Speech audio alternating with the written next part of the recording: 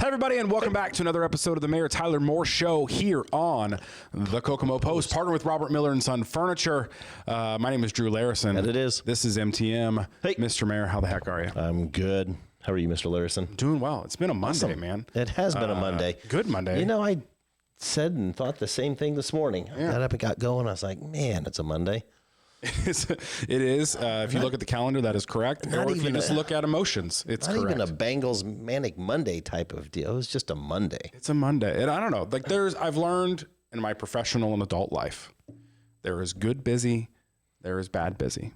So far, speaking for my Monday, it's been all mainly good busy. It's just been good busy, yeah. You know? So it's been good, but happy to have you here. Hey, glad to be here. The people watching live here today as Thank well. you all. Good afternoon. Guys, we have a heck of a show. We have 23 pre-show questions that we're going to get to. But of course, if you have any questions you want to ask the mayor during the Ask the Mayor segment, just leave them down below in the chat. You're watching live. I know. And I'll try not to get too wordy in my responses to get to them so we can get through them all. And love it. Folks, we can, if you need additional info or to expound or something, you can chat for other shows, you can email or text. So perfect. We're Love good. it. So we got a big show today. But like I said, if you have any questions, leave them in the chat below. We will get to those as best as we possibly can.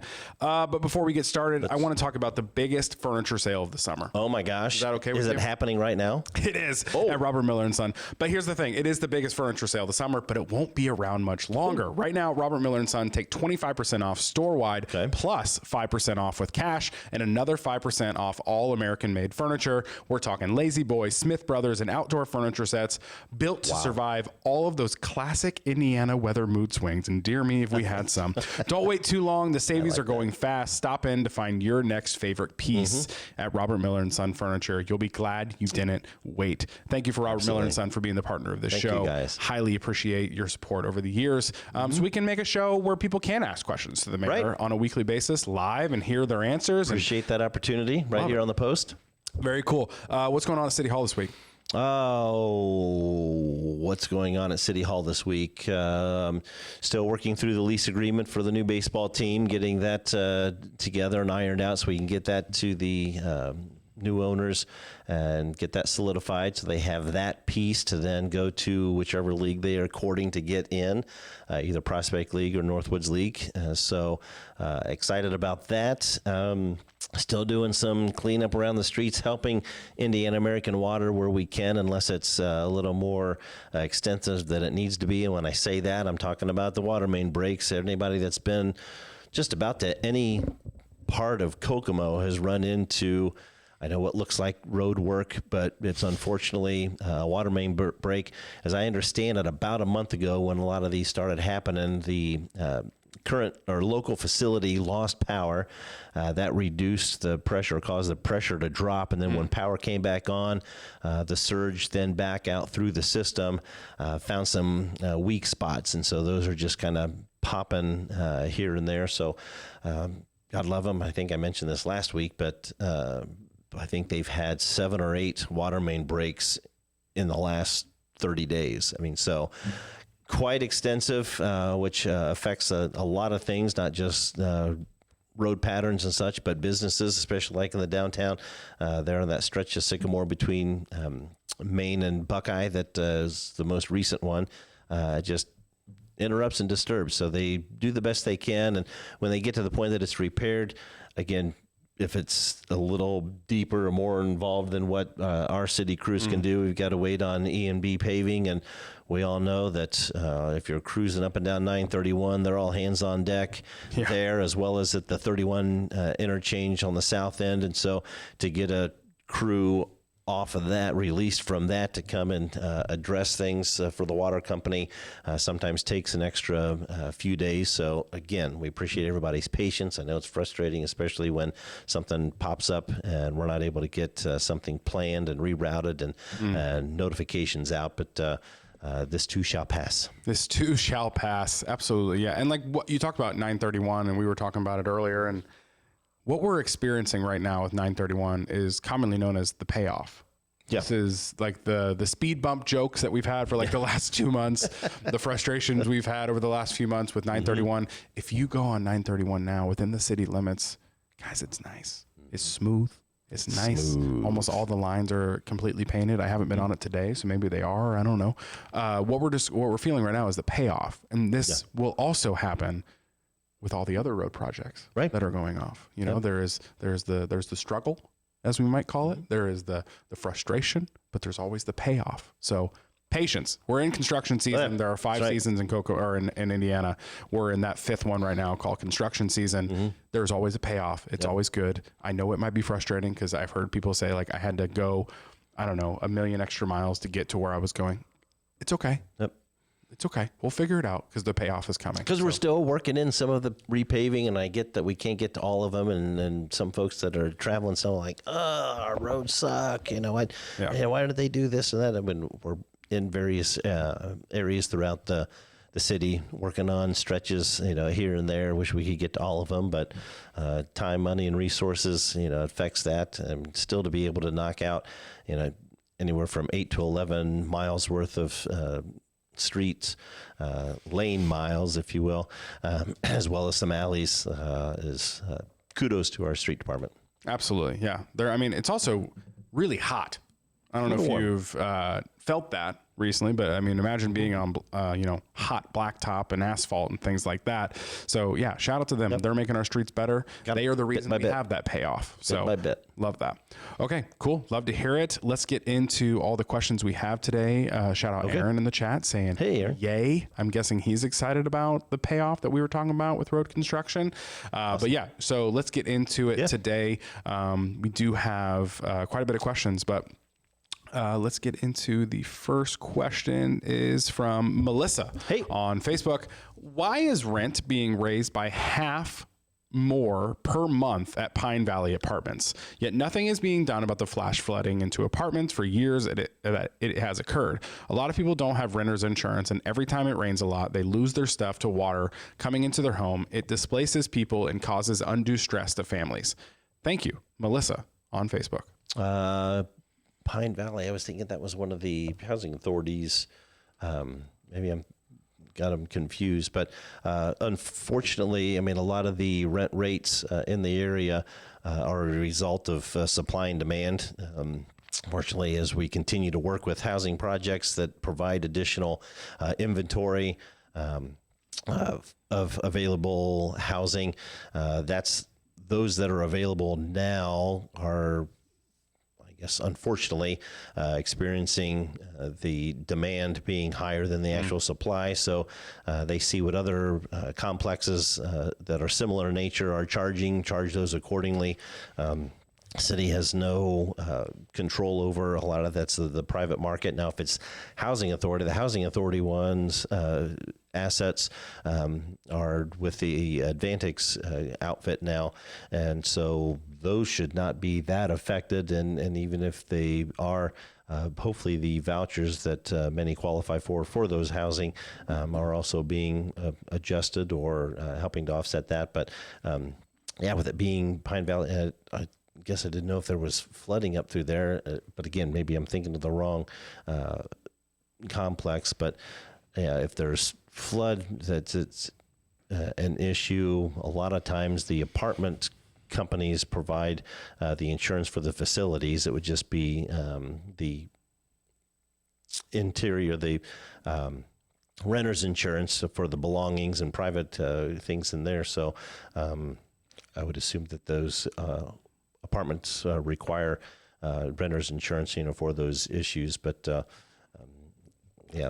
city has no control over the rent rates on that, but can have conversations if we need to with certain organizations and such to try and help. But private market supply and demand, unfortunately. Gotcha. Yeah, that does seem like a very steep increase too, by over half. Yeah, it's over half. Yeah, that's a large increase overnight. So because insurance isn't getting any cheaper either. So with renters insurance and things like that. Yeah. Renters or homeowners. Yeah. Yeah. Got it. Next question is from our friend Carl on Facebook. What's going in on the old Big Lots building? Can we get things on the north end of town?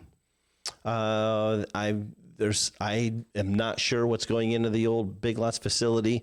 I know there's some social media chatter. They painted the facade of it green, right. and so there's a household and farm, or a house and farm, home and farm type of store that has that same look. I mean, I think folks have even thrown out, oh, there's a Michael's coming, but I don't think it's that one. I think, again, a lot of that is privately contracted with the shopping center owner themselves, of which the city doesn't get involved. I mean, Planning Commission might if they're changing the interior, the floor plan in there, code enforcement if they're in checking to make sure things are done. But we weren't part of what's going in there. That's negotiated with the owner of the shopping center itself. But it's the chatter on social media is that there's again, kind of a home and farm type of store that's going in there.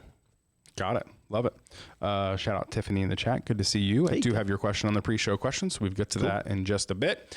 Next question. Let me see. Oh, and then a follow-up to that, because he asked, why is there not anything on the north end? We're trying. I mean, I know there's still push for a grocery store. We can market all we want, those areas, but a lot of the retail, restaurant, and commercial investment or development that occurs is by those individuals or those corporations, and so they do market research and such, and they land where they want. We can continue to entice, encourage, which we've done for a few years now, but ultimately it's going to be their decision for that. But we'll keep working on the north and west side. Got it. Next question is from Kaylin. This actually was sent through an email. So, hey, cool. Back in April, I hit a large unmarked pothole on 100 South that caused $740.49 in damage to my vehicle. I filed a damage claim with the city, but it was denied by their insurer based on Indiana's contributory negligence law, saying I'm fully at fault for just driving.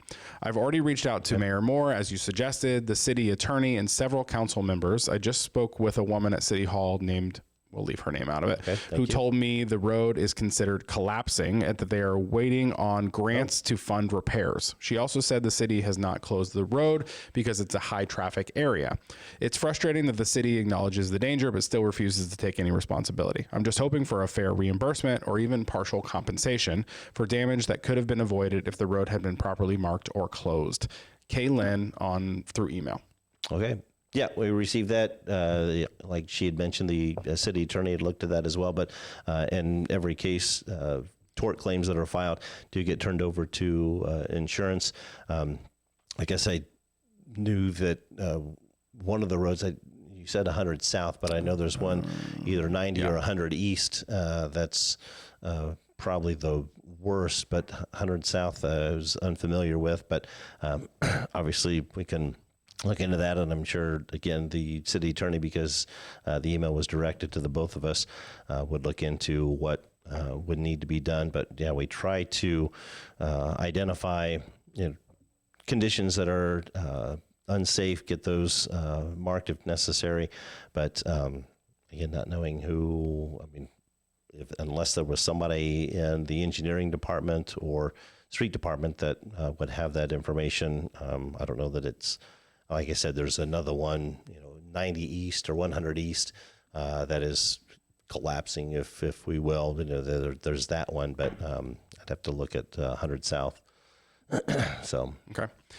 Next question is from Elaine on Facebook. Are there any plans to remove the dividers on Home Avenue? I'm guessing the dividers are on the middle. What are they called? Yeah, just the medians. I mean, I'm assuming the only ones I can think of would be down there next to the Humane Society. Mm-hmm. Not at this time. I don't know that there have been, and I'd have to we can look at traffic counts or accident counts, not just traffic counts, but accident counts to see if it would warrant that. But now that those have been in for a number of years, I think close to 10 almost, it seems like, that folks are getting used to that. So right now there's no plans on removing those medians there by the Humane Society, just because folks are able to navigate them. But outside of that, I don't think there's any others along Home that I can think of, except for the ones a little further north. They're near Warren's Auto Parts or Auto Salvage, mm-hmm. and the Ale House. So. Yeah.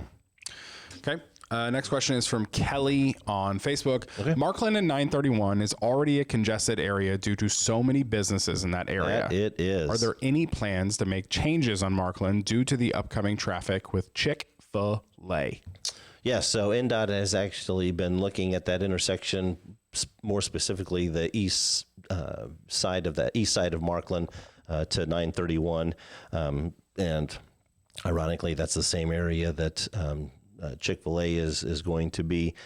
So they're looking at either the lane restrictions or turn lanes available and such, or the entrance and exits out of either the street or the shopping center itself to the south.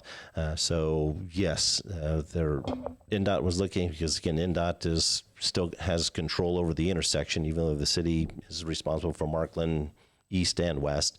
But yeah, they're looking at what modifications might need to be done there, especially since now they're paving and looking at each of the intersections. But that's something that we're working with NDOT. I know part of the plans to alleviate some of the congestion there is opening Imperial Drive there that runs alongside 931 to the south of Hobby Lobby and where Chick-fil-A is proposed. So hopefully that will allow some folks to exit out that way and relieve a little bit of the traffic in and out of there. But yeah, there's definitely attention that's been brought to it, especially after Chick-fil-A's announcement. And so NDOT is taking a hard look at that, as are we. So NDOT just is the Indiana Department of Transportation. If you're watching and don't know what that means. So the city does not own 931 in that part of Markland, right? Just the intersection. Just the intersection. So I forget how many feet east and west from 931 then becomes the city as opposed to NDOT, but because they connect, I mean, the same way we addressed some of the congestion on the west side there in front of Markland, the Markland Mall, and now Raising Cane's and such, and putting that access road in and such to help alleviate at least the west side. We're looking to see what, if anything, can be done there on the east side, because there's definitely needs to be some resurfacing through there. So while we look at what can be done or what needs to be done resurfacing wise, what modifications, if anything, can be done to help alleviate some of the congestion. Gotcha. NJ in the chat says close off the entrance to the Markland Mall, or close off the entrance to the mall off Markland. Easy fix. Aaron says, good job, NDOT. Love it. Okay, next question is from Kathy on Facebook. Still waiting on streetlights and sidewalks in Terrace Meadows after getting promised 15 years ago to annex into the city. What a scam. Stoplights or streetlights? Streetlights, she says. Yeah. Did I say stoplights? Sorry, streetlights. Streetlights. Yeah. Streetlights and sidewalks.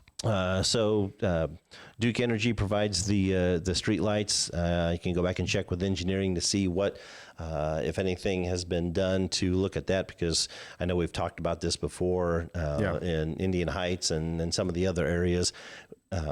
Duke can't just go in and willy-nilly throw street lights up wherever they want through there. They have to get permission or easement agreements from property owners in order to place those. But the sidewalks, we've talked about that as well.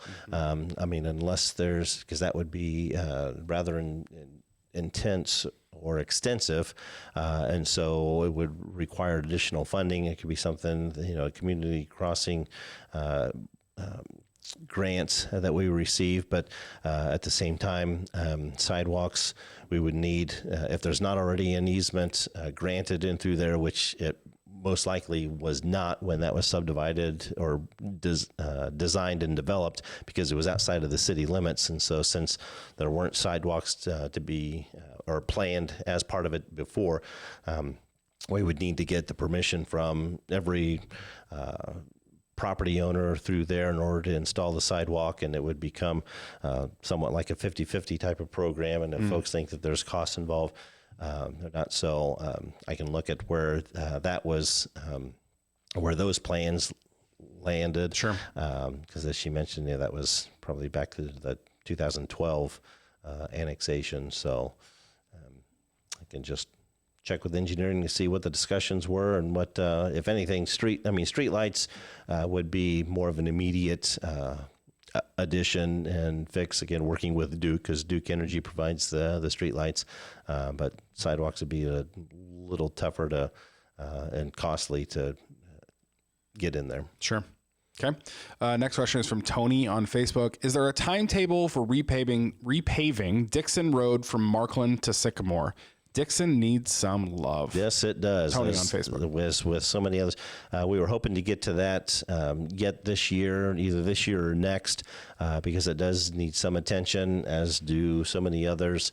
But with issues, kind of like was mentioned, it wasn't 100 South, but the 100 East, trying to allocate funds, for that, or having issues come up to where, again, with water main breaks, then if it's something that we can restore, the water company would reimburse, but then it pushes projects, back. So, a lot of times if something happens that we need to address or kind of reprioritize what we needed to do, either paving the streets themselves or having the funds to do certain things, just unfortunately pushes other projects further down on the list based on need. And so recognizing that Dixon Road from Markland to Sycamore definitely needs some love, especially with the amount of heavy truck traffic on the west side that uses that. I mean, that's what's contributed to that the most. We will get to it hopefully the next few years. Got it. Okay. Next question is from Kristen on Facebook. She says, I don't even take 31 anymore if I don't absolutely have to. When will that all be over? So we talked about probably it. Probably 931. Yes. So there's a lot of folks that still consider that 31 because it's the original 31. And I still... It's like the Deer Creek of highways. Right? Yeah. And as recent as last week, I got questioned, hey, why did they throw the number on the local 31 as opposed to like they do every other city and such, that anything that bypasses a community, they put the 4 or the 9 or the 6 or the 8, in front of it. Don't know, but 931 has been rather fun to navigate through. But as you mentioned at the beginning of the show, the payoff will be worth it here as soon as they're done making the modifications and improvements that they are. Love it. So very soon, probably. Yes. Also, let's take a break to give a shout out to our friends over at Azumi Japanese Cuisine. Ooh. Are you craving high quality Japanese cuisine that'll make a lasting memory for your taste buds? Who wouldn't? Get $5 off your bill when you spend $25 at Azumi Japanese Cuisine. Got a big friend group coming. Bring them in and save $10 off when you spend more than $50. You get a discount and a full belly. Call that a win-win. From ramen to sushi, Azumi has some of the best to offer here in Kokomo, and you certainly can't forget to get a sweet bubble tea as well. Next time you're craving Japanese food, make sure to come to Azumi Japanese Cuisine. You will not regret it. Go check them out. They are over by Planet Fitness. What's the name of that plaza over there? Is there a name for it? It's just a Walmart plaza, because that's where we were just talking, where the Big Lots was. The new stores going in. It's off Markland. Off Markland and like the Walmart plaza over by Planet Fitness. Just east of the OG Panda. Just east of Walmart. Yeah. Awesome. Love it. Yeah. Our family, we love Azumi. We were just there, I think, over the weekend. It was really good. Okay. Really good sushi. Next question is from Christopher on Facebook. How many floors high will the new Hilton Hotel downtown be? I thought it was 6 based on the images and the perimeter fence. But several months ago, a lady on TV said 4. Same question for the convention center. Will it be one spacious area with a very high ceiling or multiple floors? Will the hotel have a pool and fitness center? Restaurant? ? Chris on Facebook. So hotel's 5 floors. He's correct. It was 6. Had to value engineering it because of costs and such and take it down to 5.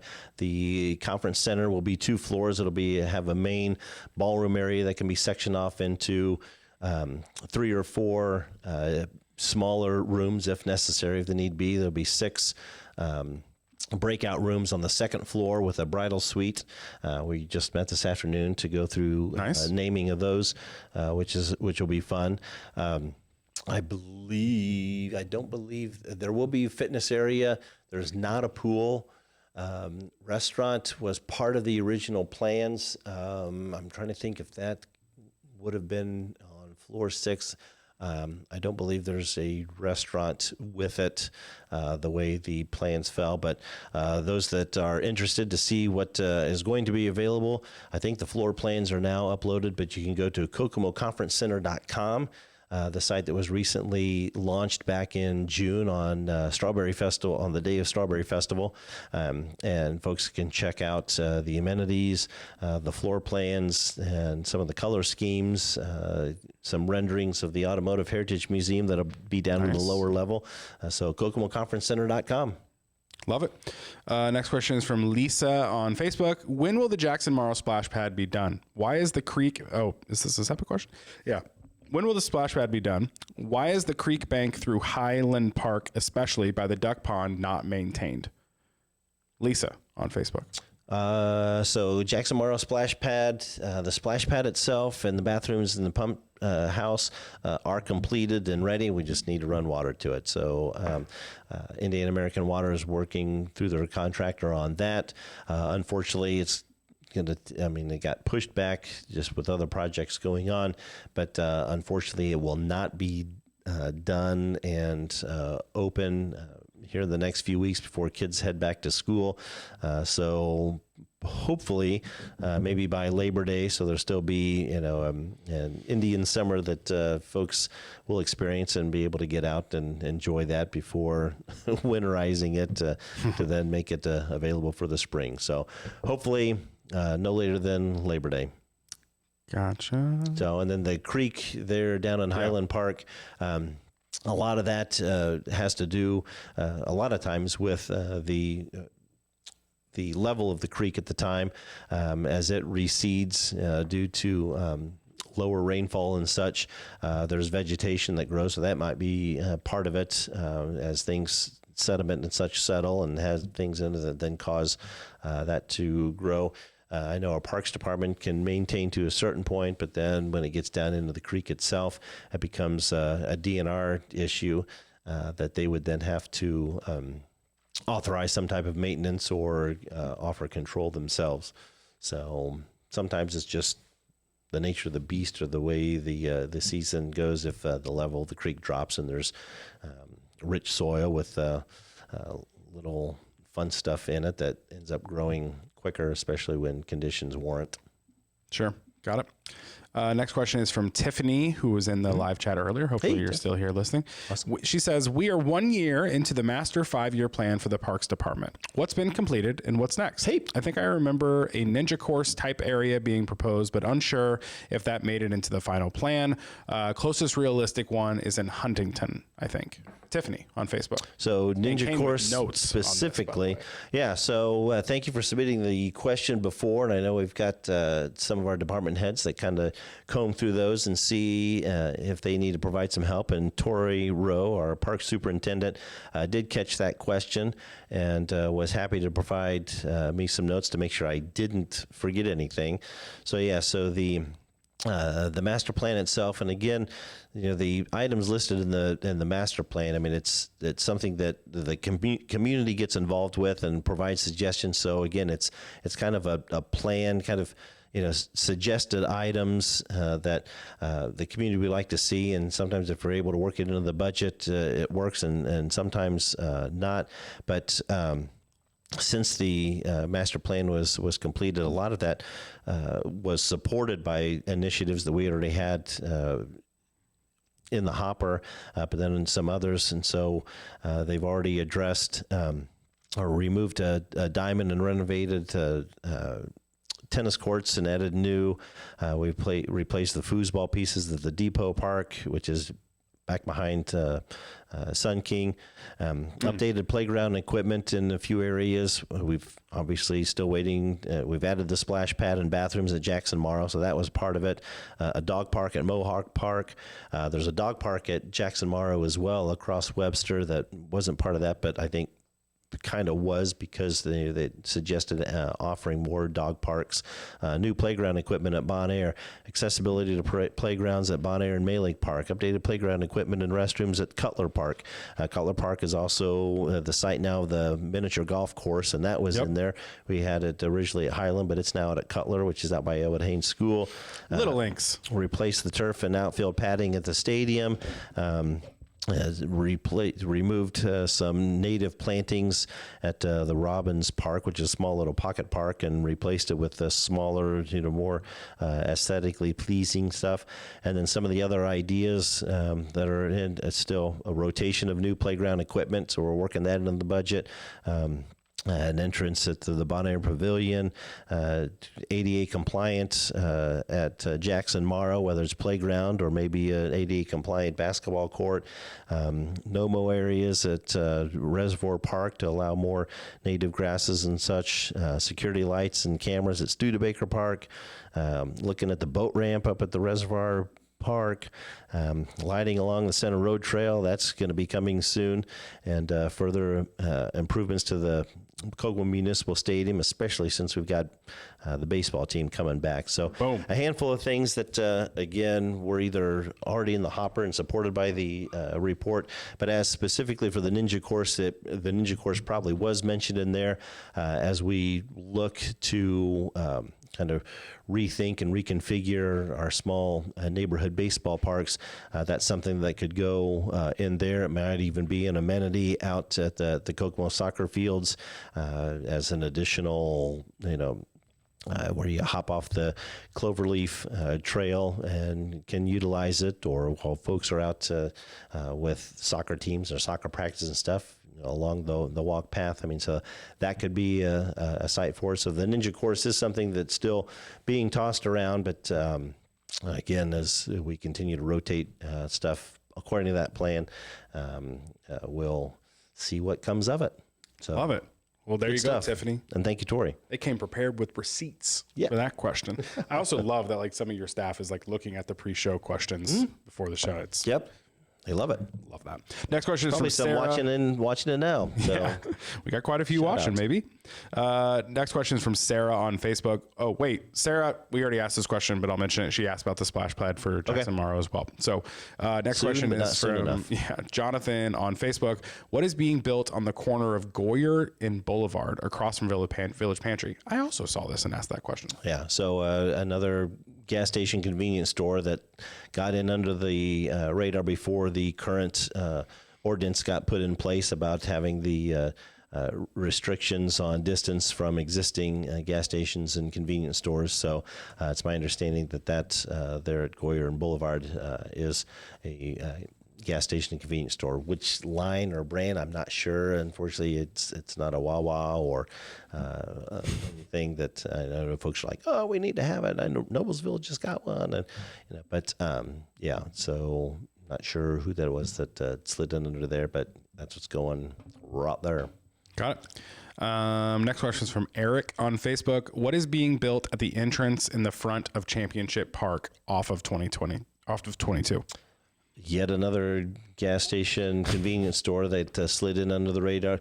See, how's that happen? Seeing all these, because they submitted their requests and site plans, or not site plans, but rezoning and I guess permits and such prior to the passing of the ordinance. So even though they didn't start construction right away, they got those in and on file before the ordinance was passed, which would have restricted those because of the proximity. But so another smaller gas station convenience store to kind of catch the folks coming off the bypass and head back to Championship Park.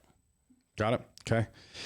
Next question is from Kimberly on Facebook. Okay. Why aren't city ordinances enforced about residents' trash can responsibilities?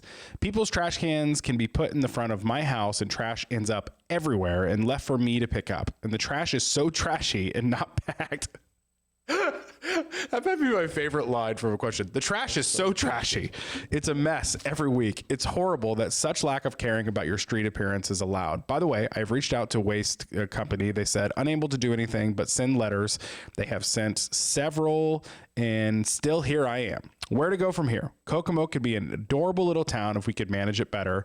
Thank you. I realize it's not a matter of revenue for the city, but the end of the story is that it is. Yeah. Kim on Facebook. Yeah, I mean, a lot of folks Trash is trashy. Leave the trash totes out a lot longer than they're supposed to, and some longer. A lot of it comes down to staffing as well. I think because it would be a violation, the owners would get notified. They'd have so much time to cure it and bring it back, and by that time it's the next trash day. But looking into what can be done, because it is unfortunate that folks leave those out there, and a lot of times just leave them out and just carry their trash down, and as opposed to bringing the tote back up and then wheeling it down on those days. But she's right. I mean, it's unfortunately just people either not knowing that there's an ordinance that says you got to bring your totes back up, or just not really worrying about bringing it up, thinking that it's up and out of the way,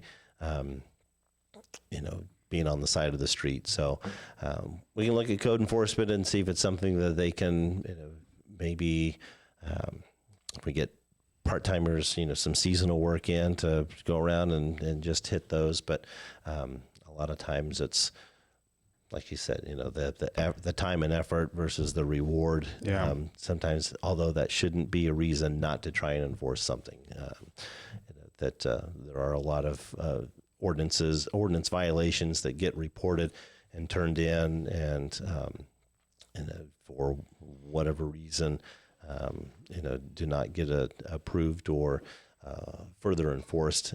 But we'll keep working on it, because I know that's not the first time that I've had somebody express concerns about something as simple as trash and recycling totes not being taken back up to the house. Well, it's taken back up, but it seems like maybe they're over full and trash falls out of them, and then there's trash all over the streets, and the trash is trashy, says Kim. The trash be trashin'. That's what the kids would say. This trash be trashing. All right, before we continue, let's give a shout out to our friends over at Holder Mattress. Get ready for the Holder Mattress warehouse sale happening from July 24th to 26th. That's this week, guys. That is this week. While Holder Mattress, known for top tier comfort and quality, has transitioned all of their mattresses locally in Kokomo over to Robert Miller & Son, shout out them, they still have a warehouse to clear out, and everything is now 50 to 90% off. Whoa. They literally said up to 30, 35% off at Robert. They're like, hold my beer. We're going to do 50 to 90% off. Side tables, dressers, cribs, headboards, decor, lamps, prints, frames, jewelry, clothing, bar accessories, gifting must-haves, as well as some Christmas and July finds and fall decor like pumpkins and gourds. It's a one-time event with something for everyone. Once it's gone, it is gone. So mark your calendars for the Holder Mattress warehouse sale happening from July 24th to the 26th, 10 a.m. to 4 p.m. or until it's all gone. Make sure to get there. Is that the warehouse up on Doing it at the warehouse, Morgan? Yes. The warehouse on Morgan, absolutely. Okay. That's where it's all taking place. I was going to say, because the store, because they moved things over at Robert Miller & Son, their storefront over next to Boulevard Crossing is gone. Or Absolutely. Closed. So, Yeah. All right. So July 24th to 26th, warehouse. 10 a.m. to 4 p.m. or folks until it's gone, because they're doing 50 to 90% off over there at Holder Mattress. So shout out to them for being a partner here at the Mayor Tyler Moore Show. Go check them out this week. Next question is from Seth on Facebook. My question is, when will we get a good mayor that actually does his job? Because I don't want another Mayor Tyler Moore for a mayor. All right. Seth on Facebook. File here in a couple of years, and you can put a sign in my yard, I guess. So yeah, I mean, I do the best I can, but I'm not going to make everybody happy, not going to be able to address everything. But I think with what we do, and I say we because I can't do this alone, I'll do my best. He's doing his best. Yeah, I mean, that's the beauty of our society, is that if people in elected positions aren't doing what folks think, they can either work to vote them out, they can run themselves, and run against those individuals, and be happy to talk about any concerns or maybe or specific issues he wants addressed, to see if there's something either we can do or to get answers. But it's free country. file and run in a couple of years. Yep. Seth, tell me how you feel. It's the beauty of it. Next question is from NJ Sullivan, who's also in the live chat today. So he wants to know, what does the mayor feel are the biggest issues facing Kokomo currently? Not a generic answer, but something honest about his opinion as both a citizen and a mayor. NJ on Facebook. Homelessness and mental health issues, because mental health issues more than likely always cause the homelessness. And unfortunately, the homeless population are not, the good majority of them are not Kokomo residents. I mean, they've heard how wonderful and how giving and supportive the Kokomo community is, and so they come from other areas and work their way in, which puts a strain on local businesses that have them in and out or hanging out front. It creates concerns and frustration with folks as they drive around town. We've got folks panhandling. I mean, if there was a quick and easy answer to addressing homelessness, I would think that they would have already been decided and acted upon. I know there's folks that say, okay, well, we just need to build a facility, for folks to come to and provide those supportive services and such. If we use taxpayer money to create or provide a facility, like there's going to be rules, restrictions, expectations of those individuals that would come. The same way with just like the rescue mission has, but because the good majority of those that are homeless are so because they, yes, they may have fallen on hard times, but the majority of them don't want to live with rules or restrictions and such, and so they may not qualify or be able to get into these facilities. So homelessness is probably one of the largest issues. Food insecurity is also an issue, but a lot of that may not necessarily be insecurity as it is accessibility, which again, if we are able or successful in enticing another major grocer into coming to our area, specifically on the northern side of town somewhere, folks would still need to get to it or to have the food get to them. I mean, so I know that is a legitimate concern that we think of and try to work on addressing on almost a daily or weekly basis as well. So those would be the biggest issues. I believe we've got a lot of development, a lot of attention, on Kokomo and coming. And so, we want to be able to provide the amenities and still provide services that we need to the citizens that are paying their property taxes, are paying their income taxes and such. So, yeah, those are two of the major. The rest, finding time, effort, and energy and resources to pave more streets during the summer months and such. So, those would be the big ones. Is it hard for you? Because honestly, a part he added to this is really interesting. He said, what is your view as a citizen and a mayor? What are things, Kokomo, the biggest issues? Is it hard for you to maybe separate that at times? Like, do you wear a mayor hat and a citizen hat? And what's that process like? I can't. As a citizen, I see the needs, and so that's where a lot of the frustration comes because, just like Seth, you say I'm worthless as the mayor. That's fine. And that'll be a quick little sound bit. I'm sure somebody will get a hold of that and go, oh, look, he even admits it. So a little disclaimer, not admitting it, but obviously people think that.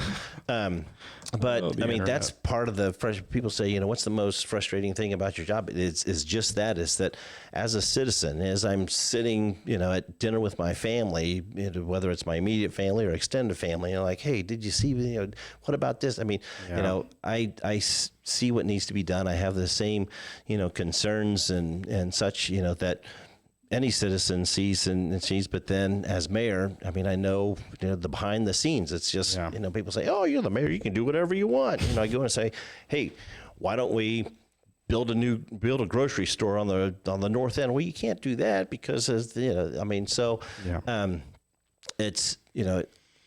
yes, I try to wear the hat separately, the two hats separately, but you can't really separate them because what I see and think and feel. I know that we can't always do and feel and think, because of, the process and, and a lot of the behind the scenes. That's why I'm like, I love opportunities like this. I've said this before, and I tell people that all the time. Any chance that I get, to try and answer questions to help educate folks on it's not just as easy to throw street lights through a neighborhood or, sidewalks in front of somebody's house that may not want them.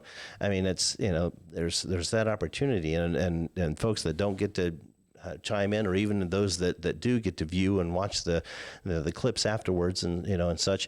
If they want more information, I welcome that. I want them to reach out and, and schedule a time to come in, and I bring my, street superintendent in, the park superintendent in, the wastewater director in, the engineer in, and sit down and say, here's their concern. Don't just take it from me. Take it from those that are considered the experts in their field, that are my department heads that are doing this. So. Yeah, it's frustrating. Yeah. That makes complete sense. And we've said that. How long have we been doing the show for? Over 5 years. That was the goal of this show in the beginning, is to have a forum where people could ask anything and everything. Nice, frustrated, mean, out of pocket sometimes, but there is a disconnect of local municipality government and the understanding of what those people actually do and what they're responsible for and what can be done. So I don't know. I'm proud of the work we've done on the show over the years. Next question is from Vicky on Facebook. The bricks that were in the Johannings Civic Center Car Museum, Johannings Center Car Museum with people's names on them, are they going to be moved into the new car museum on Union Street? Vicky on Facebook. I'll have to find out, because I don't know. I know that a lot of the bricks that were sold, and I don't know if these were the same ones or if those were already transplanted. I know there's a handful of bricks on the entryway into Kokomo Municipal Stadium surrounding the statues of the Apperson brothers, so there may have been some there. Otherwise, I'd have to follow up with the Automotive Heritage Museum organizers or board themselves to see if there were bricks there and on display, or somewhere in the museum, because that's terrible. It's been that long that I don't remember bricks inside, because it was inside the former Johannings Civic Center, then Ivy Tech Civic Center.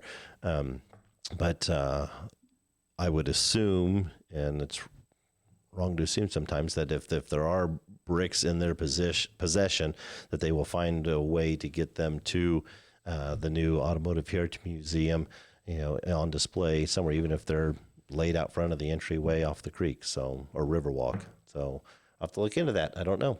Okay. But I would assume, because a lot of them had been sold and placed around the Apperson Brothers statues in front of Kokomo Municipal Stadium, that they may have been transplanted there. So you might take a look. Got it. Next question is from Brittany on Facebook. Why did they change the Kokomo pool hours from 7 p.m. to 6 p.m. this year?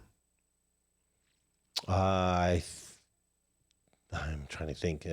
Probably staffing wise. I know staffing and resources. And I think that last hour or so, from 6 to 7, numbers dwindled, because it was dinner time or a little later. A little more of the riffraff worked their way in and such. And so I think it was more of a safety as well as resource or monetary, budgetary type of deal, having fewer numbers in that last hour or so. And it allows for, earlier times too, for private rentals as well, to clean up and straighten up after the regular hours when a group is coming in from 7 to 9. So I think that's part of it too, is to clean up, straighten up and such before a party that paid to rent the facility. There's been quite a few of those this year. Mm-hmm. Yeah. Okay. Next question is from Byron Fox, who's been commenting for a few weeks now. Okay. Tell the mayor thank you. The sewage department has come to give our friend the orange barrel a hand. Hey, good. All right. That. Very cool, Byron. Thanks for commenting and letting us know. Hopefully they didn't leave the barrel there, that they came in, got her taken care of. And I think that was the one there along Boulevard. Not Boulevard, Berkeley. Yeah, he's been commenting for a few weeks about it. So look at that. It actually happened. You leave a comment and change actually happens. We talked about it. Love it. Next question is Robin on Facebook. Why is Chick-fil-A going in a messed up location? Will be nothing but a cluster mess if traffic in other areas would be better. Robin on Facebook. Yep. Ask Chick-fil-A that. I'd have to defer to the folks at Chick-fil-A because the many conversations were had in regards to them deciding on that location, and according to their market research and what they've done in other locations throughout the country, if they were coming to Kokomo, that's where they wanted to be. Gotcha.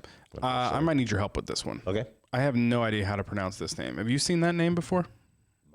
Migred Lane? Apologize for this. Maighrad. Migred? Okay. Maybe on Facebook. They want to know why the Kokomo Police Department locks down their Facebook account so citizens cannot comment on posts. Seems very cowardly to me. My greed on Facebook. I mean, the majority of those are to release notices and information that way, or to celebrate or announce things that are happening.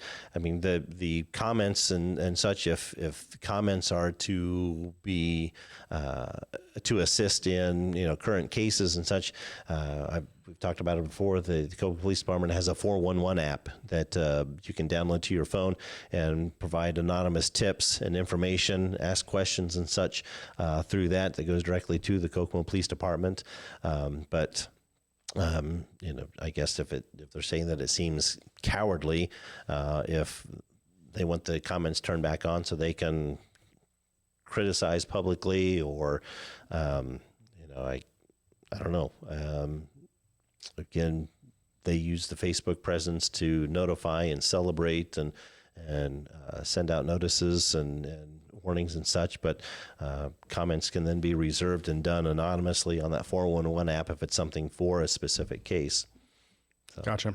Yeah, I mean, and honestly, no disrespect to the platform, but like Kokomo Scanner, they obviously have comments open, and that leads to a lot of issues many times in the past. So maybe that helps with any liability or drastic, drama that could happen from very important posts. And I know that the City of Kokomo Facebook page doesn't shut down the comments. So, I mean, like other Facebook presence, whether that's individuals or groups, have taken screenshots of such and reposted and put comments in and left those open. Or, I know there's oftentimes too that the city Facebook page shares something that the Kokomo Police Department has put out, and so the comments can go there. So,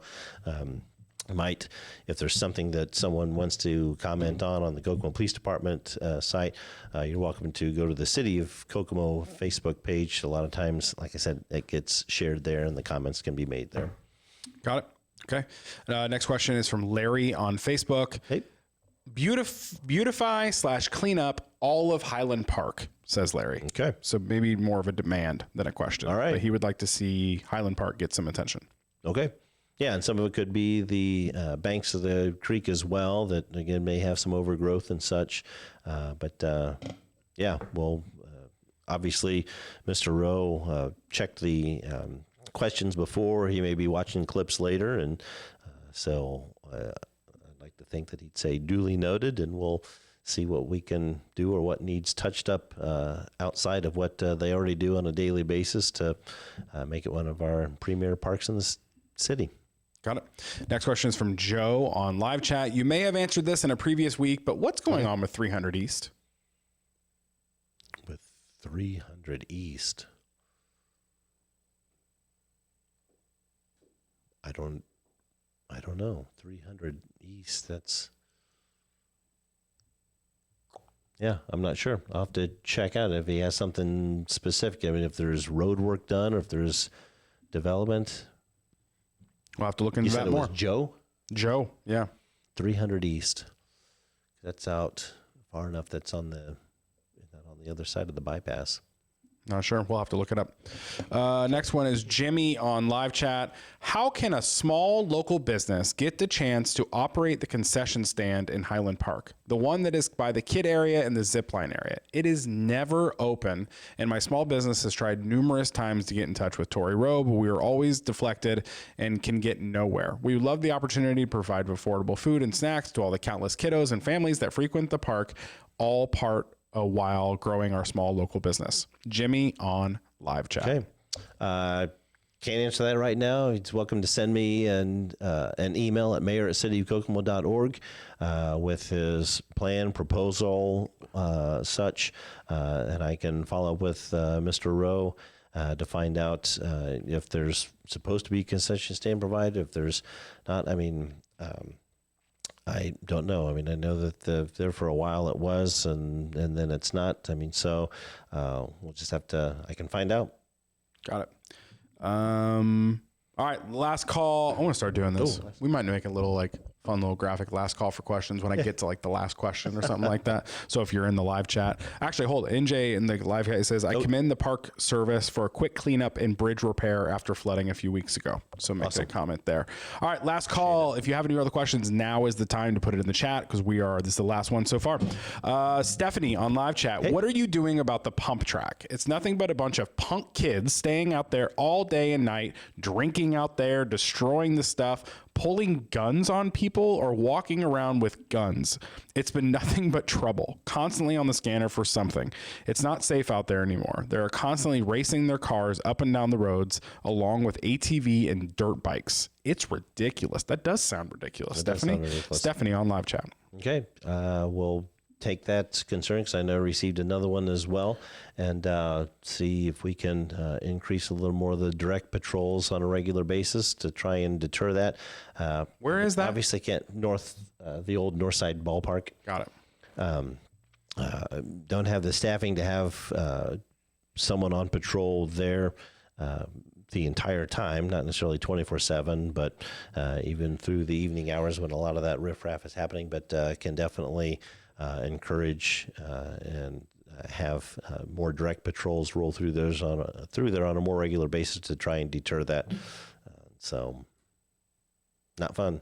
Gotcha. Okay. Doesn't sound awesome. Well, those are the questions we had today. Thank you guys so much for all those questions. Pre-show and the live chat was blowing up pretty much the whole show. Good stuff. Thank you all. A lot of people watching live. Thank you guys for doing that. Thank you for sending in those questions. Thank you for watching this episode of the Mayor Tyler Moore Show here on the Kokomo Post, partner with Robert Miller and Son Furniture. Thank you to Azumi. Thank you for Holder Mattress for the ad reads today as well. Go check out Azumi for some sushi. Go check out Holder Mattress this week for their warehouse sale at 90% off. Mr. Mayor, do you have a dad joke for us?